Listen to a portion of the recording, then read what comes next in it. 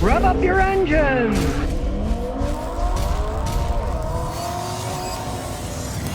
KJ69 says, Scotty, are there any negative side effects if I remove the catalytic converter from my 2009 CRV Honda? I'm in South Africa. I did straight pipe a 97 CRV and it improved gas mileage and response. The only thing a catalytic converter does is burn hydrocarbons. It's an anti-pollution device. That is it. And as you found with your CRV, it actually ran better. You got better gas mileage, right? Because it has some restriction on the exhaust. Now, you can do the same thing on your 09 CRV. Right? The only thing is you'll have check engine lights come on because the computer will know it's gone. But the car will run perfectly fine. It'll actually run better, just like your other one, probably. I don't know what the laws are in South Africa, but you straight piped your 97 CRV, so I'm assuming they really don't have any inspection laws or anything there, so I'd say go right ahead and do it. Zeke says, I'm looking to buy a newer 2015 to 20 Escalade. Anything to look out for these SUVs before buying? Yeah, look out for some other vehicle, okay? Those are Cadillac Escalades. The Cadillac name meant something in the 50s and 60s and the 70s. It started going downhill.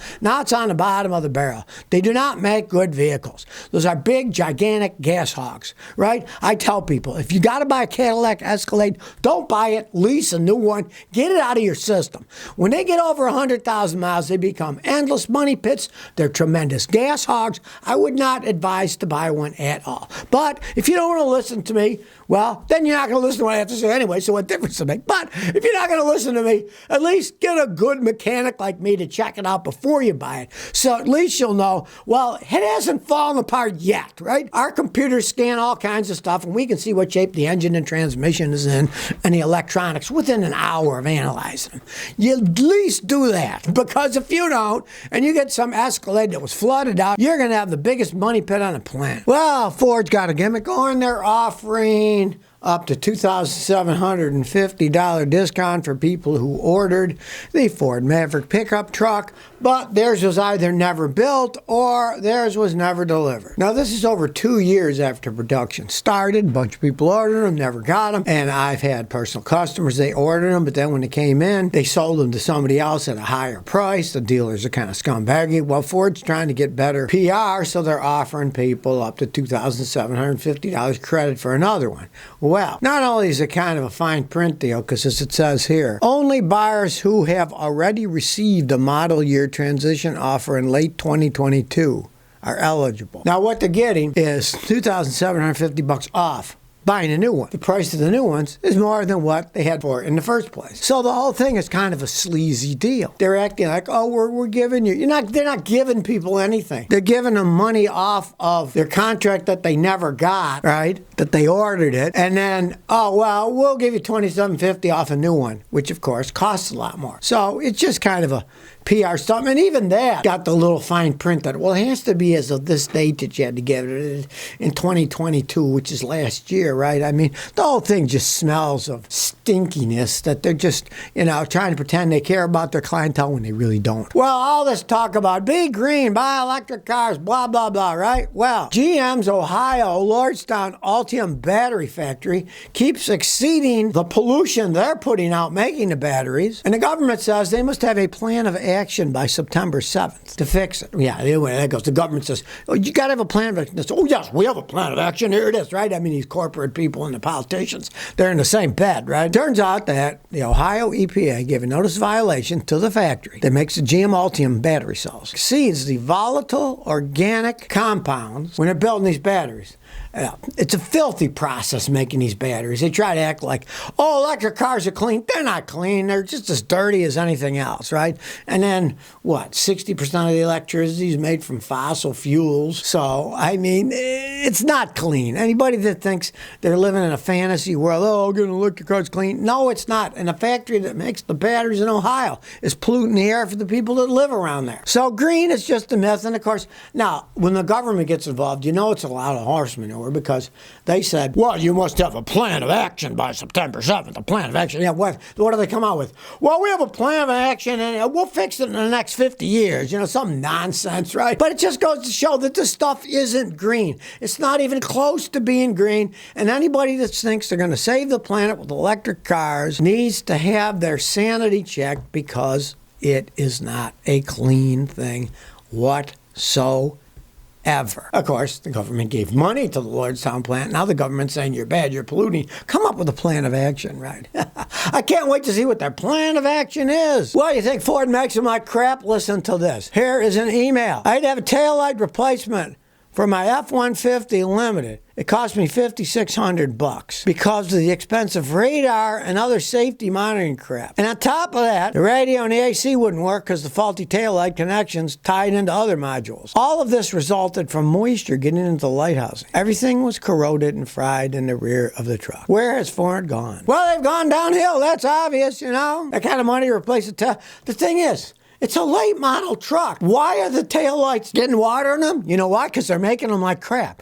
It might cost $4,000 to replace this crap, but they're made like crap. Plastic should be sealed for ages. My wife has a 22-year-old Lexus. The taillights are original, and they're still completely dry inside. They haven't leaked, right? Not only are they making like crap, and after a few years, the taillights get full of water and short everything out, and it costs $4,000. Why are they failing at all? It's simple, plastic, sealed. You'd think they could make some, but they don't because they're just making everything so cheap to save money. It makes your head spin. You're paying all that money. I mean, I'm laughing my butt off because the other day a guy bought himself a used Dodge truck, which was a decent truck. I checked it out for him, right?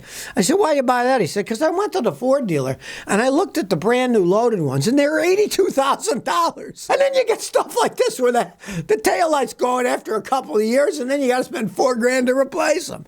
It's comical. And I had to agree to the guy. I'm not a Dodge fan, but he bought the Dodge truck because he said, look, it's a fully loaded truck. I got it used for $30,000. And a brand new Ford with all of the bells and whistles that the Dodge had was going to be $82,000. For ones with taillights that then break down and cost $4,000 when they're a few years old. Unbelievable, but true. Hey, letters from the fans, and you've probably seen media stuff where the same thing happened to other people. He's not the only one. Basil said, maybe it's Basil Faulty from Faulty Towers. I don't know. I got a 2010 Genesis, and my home link sends a weak signal to my garage door, so it will only open if within 10 feet of the garage. My Lexus one opens it from 200 feet. So I think the problem is with the Genesis transmitter. Yes, it is, and it shows what I have to say is, do not buy Hyundais. Now they're called Genesis, but it's still Hyundai, right? It is a 2010, all right? It's 14 years old. You're lucky it lasted as long as it did. Now, if your transmitter from the car isn't working and it only goes in, you'd have to replace the whole stupid thing. There are no repair things for it, right? You'd have to buy the whole thing. So, you know what I'd do if I were you? You got a garage door, right? Get yourself a garage door remote and stick it on your sun visor and program it. Those things on Amazon, I did one in my house, Rhode Island. I think it cost me $14 for another transmitter. I want extra ones. Give one to my son, right? Do that rather than mess with the crappy system you got in your Genesis. It will cost you a fortune. You get a wireless remote from anywhere, Amazon, for whatever system you have, and it's so easy to program. They come with directions, and if they don't, just go to YouTube. That's what I did. And the YouTube videos show you exactly how to program it. It takes 2 minutes, and then you can forget the system in your Genesis. Well, a Chinese company now says they have a solid-state battery you can use in vehicles. Qingdao Energy says they have a prototype that can go 600 miles, and it's solid-state. That's what they say. I don't know. I don't believe a lot of stuff that comes from China. They have a tendency of lying about stuff, but if it's true, they say they're going to start mass-producing them. They say it's 673 miles. Their energy density thing makes it look bigger. Just like when I was a kid in stereos, they used to call it music power watts. Instead of the actual watts, it was music power to make it sound like it was stronger than it was, right? Well, the China light-duty vehicle test cycle that the Chinese test them with is about third more generous than the EPA ruling. So they're 600-something miles, converts to our 450 miles. And of course, if you've read anything about the actual EPA testing of electric batteries, it's way, way, way overrated. A lot of times it's 20-something% more than what they actually get. But even at that, if they can have an electric vehicle that goes, say, 400 miles with solid-state batteries with no electrolyte, it's a game changer. But, as per usual, this is a testing prototype. They've not been mass-produced. They have been tested out in the field. There were many things that people built for cars that looked phenomenal, but when they put them on the road, they'd break, they'd short out, just flat out failed.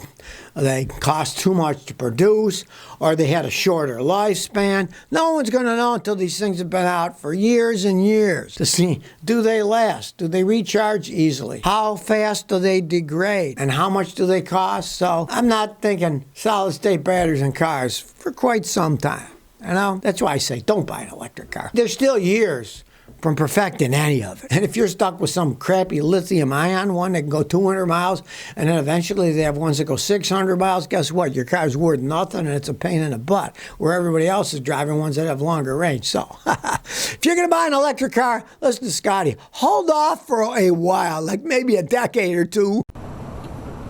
So if you never want to miss another one of my new car repair videos, remember to ring that bell.